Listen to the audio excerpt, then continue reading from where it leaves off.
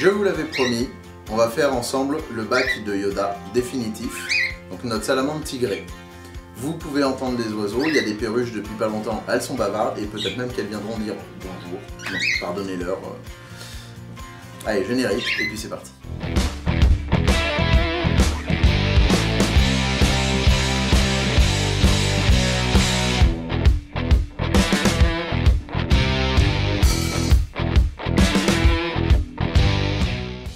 Je vous avais fait dans la première vidéo, dont je vous mets l'affiche juste en haut, le biotope de cette salamandre, enfin les différents biotopes dans lesquels on peut la trouver et quel type de bac choisir, donc en l'occurrence une caisse ou un aquarium, et les raisons de ce choix.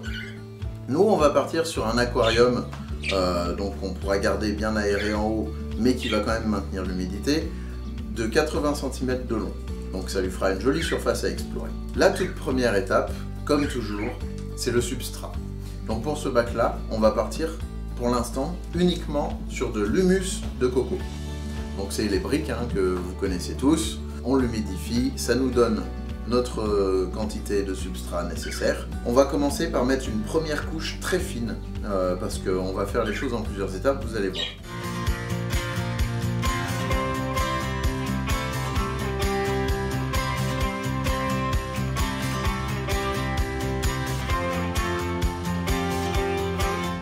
Donc la prochaine étape, qui est très importante pour une salamandre, c'est la gamelle d'eau.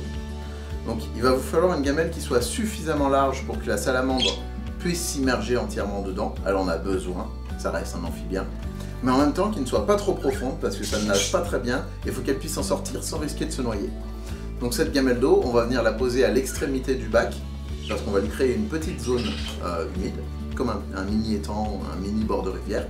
Où après elle sera entourée de la suite du sol. Donc ça fait que la gamelle sera incrustée dans le sol. Alors ça veut dire qu'on ne pourra pas la sortir. Pour la nettoyer, il va falloir utiliser une technique un petit peu aquario, c'est siphonner l'eau. Donc on siphonnera l'eau pour pouvoir enlever l'eau sale, nettoyer la gamelle, puis remettre de l'eau fraîche. Ça demande un petit peu plus de travail, mais au moins on aura un joli bac. Donc on pose cette gamelle.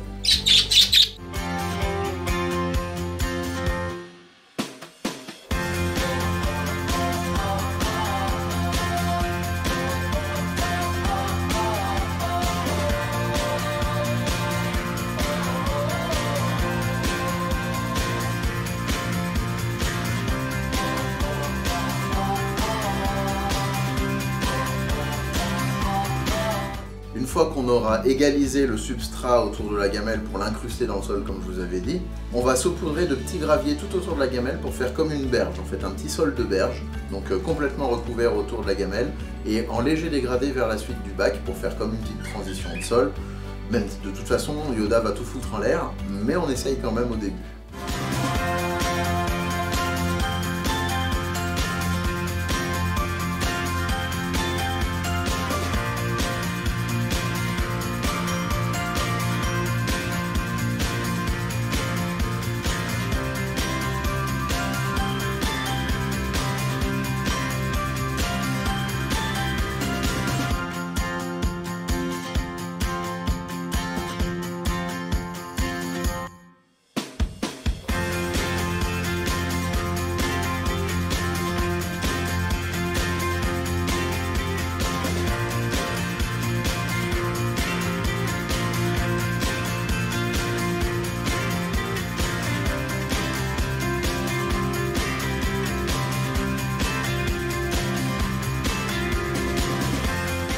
Ensuite, pour la suite du sol, le substrat, il faut en mettre une très bonne couche parce que la salamandre tigrée va apprécier pouvoir s'enfouir un petit peu pour se cacher, aller chercher l'humidité et la fraîcheur.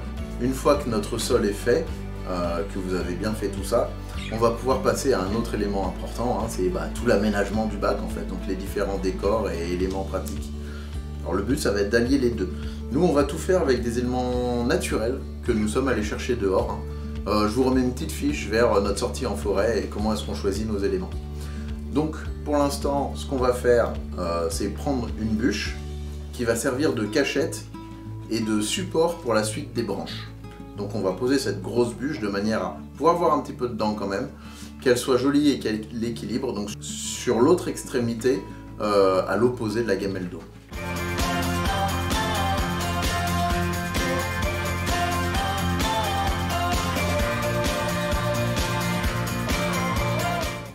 maintenant on va pouvoir installer les branches.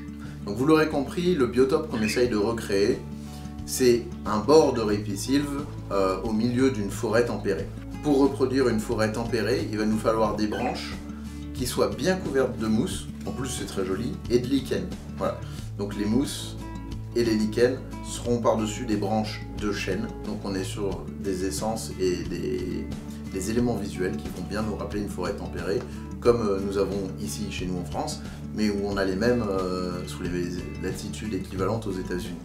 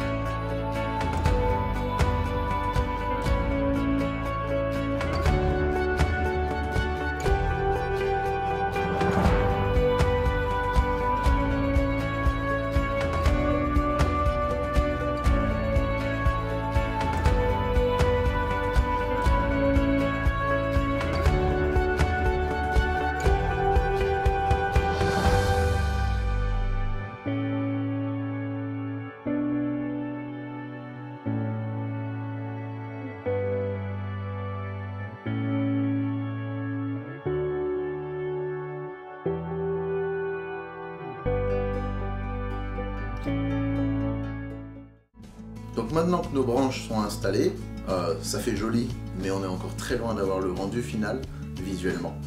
On va rajouter des petits cailloux et des bouts d'écorce. Donc c'est des éléments qu'on va retrouver naturellement au-dessus d'un sol de forêt. L'avantage, c'est que ça va renforcer l'esthétique du bac, et en plus les écorces vont pouvoir apporter d'autres cachettes à Yoda.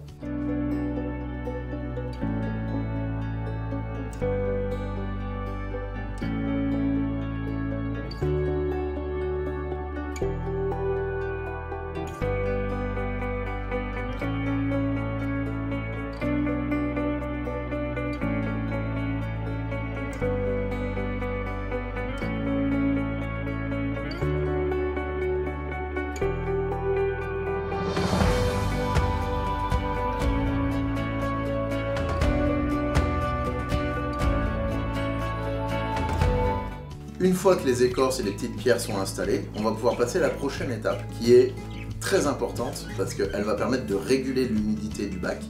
C'est les mousses. Donc les mousses, on va les déposer à des endroits qui vont être esthétiquement très jolis parce que je trouve ça magnifique et j'aime beaucoup avoir ça dans un bac. Et l'avantage, c'est que du coup, elles vont servir de tampon pour l'humidité. Elles vont l'emmagasiner et la redistribuer. Voilà. C'est un élément qui doit pouvoir être changé facilement parce que les mousses sèchent assez rapidement et donc à chaque fois que vous irez en forêt, vous pourrez en reprendre un petit peu pour changer les mousses de votre bac.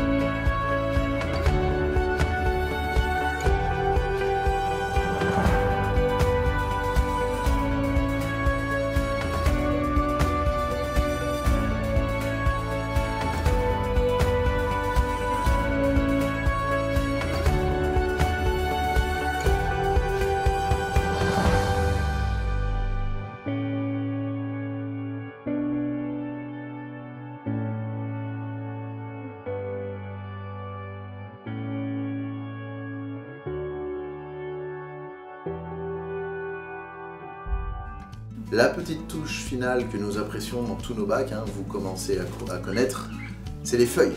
Donc là, en l'occurrence, ça sera de la feuille de chêne. Donc c'est une feuille qui vient du même arbre que les branches qu'on a récupérées. Elles auront un avantage esthétique et cohérent parce que le sol d'une forêt, c'est couvert de feuilles. C'est les feuilles qui sont tombées.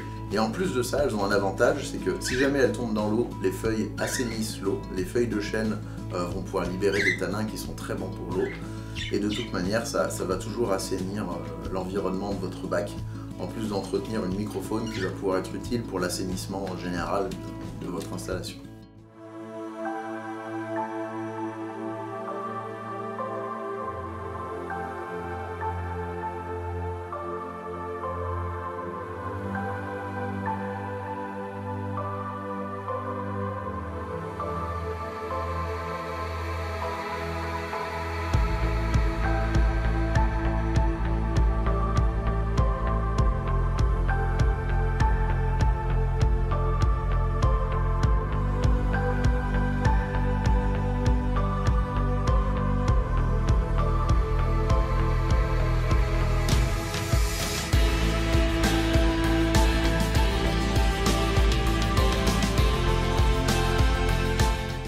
Voilà, l'installation, l'aménagement du décor est terminé. Donc le bac est prêt à recevoir Yoda. On en est très content, on a réussi à faire un joli petit bout de forêt avec une petite berge. C'est sympa, il n'y a plus qu'à lâcher la bête dedans.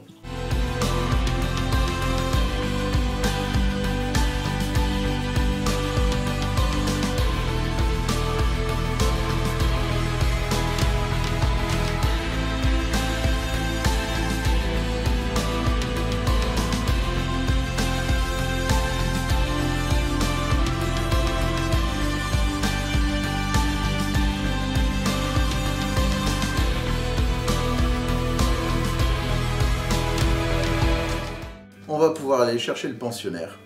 Alors n'oubliez pas que les manipulations d'une salamandre doivent être vraiment très modérées, ça a une peau fragile, vraiment évitez ça au maximum. Pas parce que vous allez stresser votre bête, mais parce que vous risquez d'abîmer sa peau en fait. Il faut aussi savoir se poser la question de est-ce qu'on met un groupe. Pour beaucoup d'espèces, on élève les amphibiens en groupe, ça peut marcher, hein, même avec une salamandre.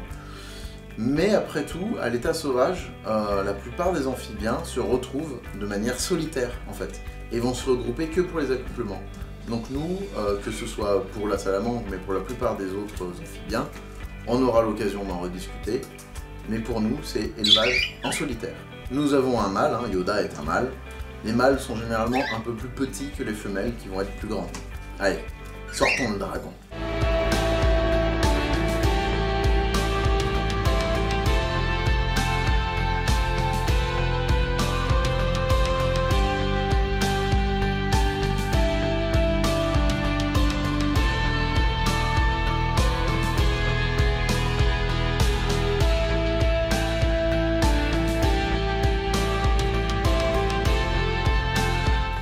Voilà, donc c'est une espèce très jolie, hein. Moi j'aime beaucoup sa tête qui est assez amusante avec ses petits yeux. Donc on va pouvoir le lâcher dans son bac et l'observer en train de découvrir son nouvel environnement.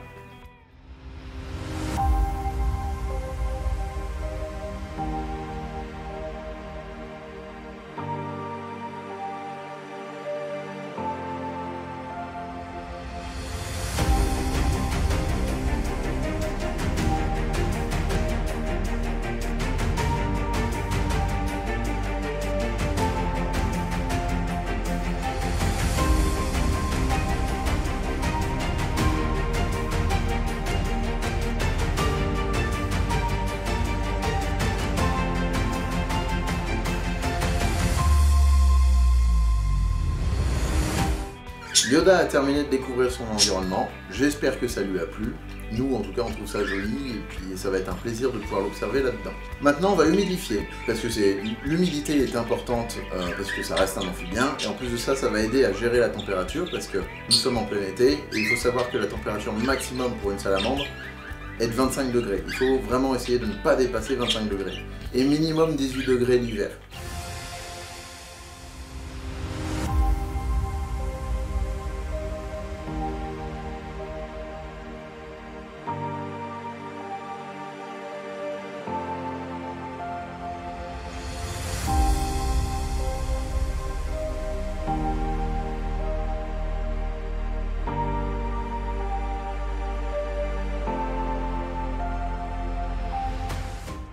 On va en profiter pour vous faire un petit nourrissage.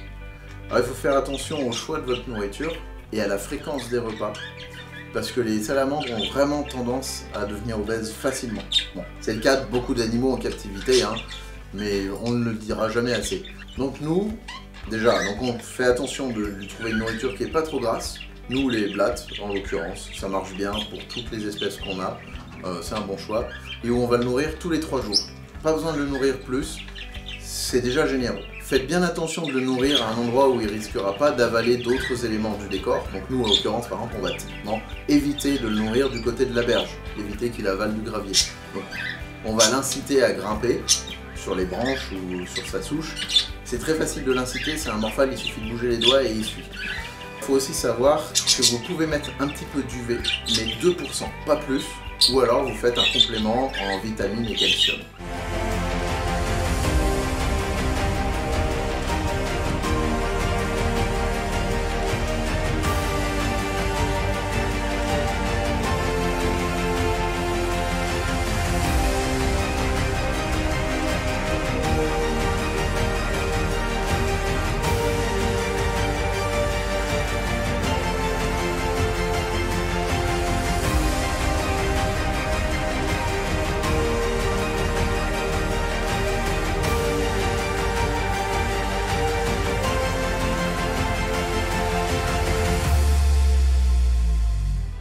Nous en avons terminé pour aujourd'hui.